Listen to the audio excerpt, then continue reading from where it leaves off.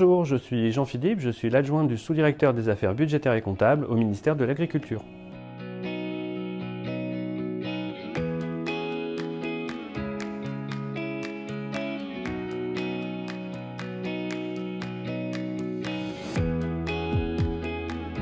J'ai rejoint la fonction publique d'État en 1995 à la suite du concours des IRA. Depuis 2018, j'exerce au sein du ministère de l'Agriculture, où dans un premier temps, j'ai été en charge du suivi des filières agricoles, notamment animales, avant de rejoindre à nouveau la sphère financière.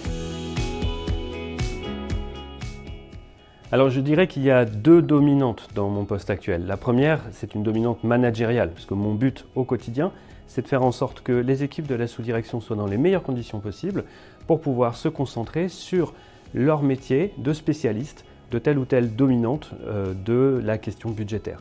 La deuxième dominante de mon poste actuel, c'est évidemment une dominante financière, puisque c'est dans ce domaine-là que j'exerce aujourd'hui. Dans mes fonctions actuelles, je pilote à la fois la préparation, l'exécution et le compte-rendu d'exécution du budget du ministère de l'Agriculture.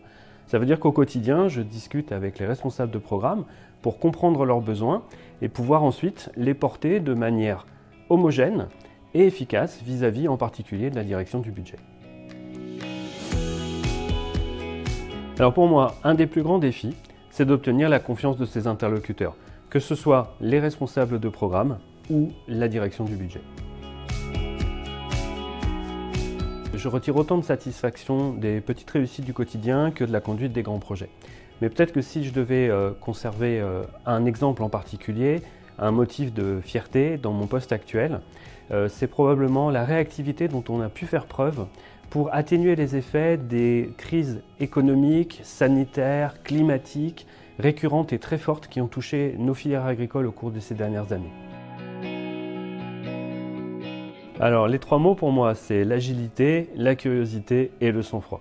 L'agilité parce qu'il faut en avoir pour pouvoir passer en permanence d'un sujet à l'autre. La curiosité parce qu'il faut interroger toutes les demandes reçues. Le sang-froid parce que les commandes sont très nombreuses, elles sont souvent urgentes, elles sont à fort enjeu et il faut pouvoir les traiter avec rigueur et méthode.